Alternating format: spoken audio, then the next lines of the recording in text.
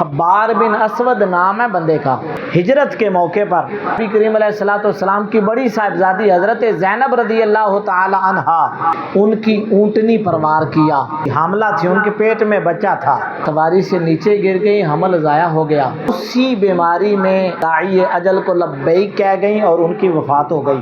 یہ جو بیٹیاں ہوتی ہیں نا، بڑی پیاری چیز ہوتی ہے، اولاد بولتی ہے کسی کو، ہو سکتا ہے کسی کو کسی نے زخم دیا ہو نا اپنی ذات کو تو وہ معاف کر دے، کسی نے اولاد کو دکھ دیا ہوا ہو نا، پھر دکھ بھی ایسا ہو کہ نرا جان سے ہی مار دیا ہو، وہ دکھ انسان زندگی میں بھول نہیں پاتا۔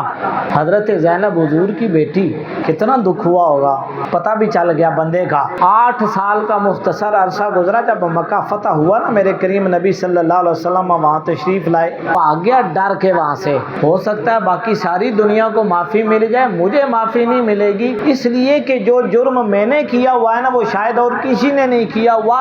بندہ سارے دکھ بلا سکتا ہے، اولاد کا دکھ نہیں بلا سکتا۔ میں نے حضور کی بیٹی کو شہید کیا ہے، حضور مجھے کبھی معاف نہیں کریں گے۔ بھاگ گیا وہاں سے حبار بن اسود۔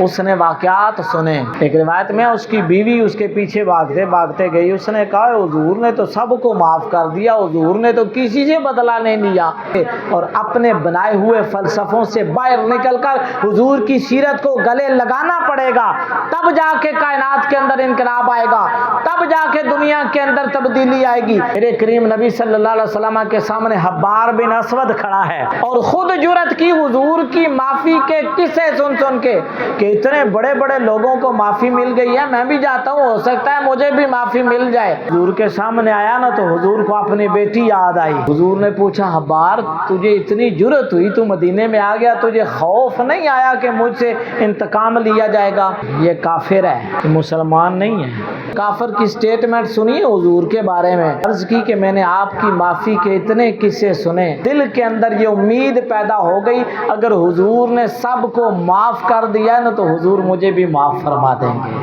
آپ انتقام لے سکتے تھے، لمحے میں آپ کہہ سکتے تھے اس کی گردن اڑا دی جائے، اس نے مجھے اولاد کا دکھ دیا ہے۔ میرے کریم نبی صلی اللہ علیہ وسلم نے انتقام نہیں لیا، حضور نے حبار کو معاف کیا ہے۔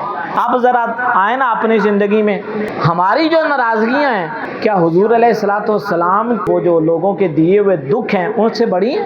ہماری ناراضگیوں کے پیچھے کیا ہے ذرا کھول کے دیکھیں۔ کسی نے کسی کو شادی کے موقع پر نہیں پوچھا ہوگا، کسی نے کسی کو فوتگی کے موقع پر نہیں پوچھا ہوگا، کسی کو خوشی کے موقع پر مبارکباد دینے کے لیے نہیں آیا ہوگا۔ ان چھوٹی چھوٹی باتوں کو لے کر ہم ناراضگیاں پالتے ہیں، پھر انہیں پانی دیتے ہیں، پھر انہیں باتوں کا زہر دیتے ہیں، اور پھر یہ ناراضگیوں کا زہر صرف ہم اپنے سینوں تک نہیں رکھتے، اپنی آنے والی نسلوں کے سینوں میں منتقل کر کے جاتے ہیں کہ فلاں بندے کے ساتھ میری دشمنی رہی ہے، تمہاری بھی دشمنی رہنی چاہیے۔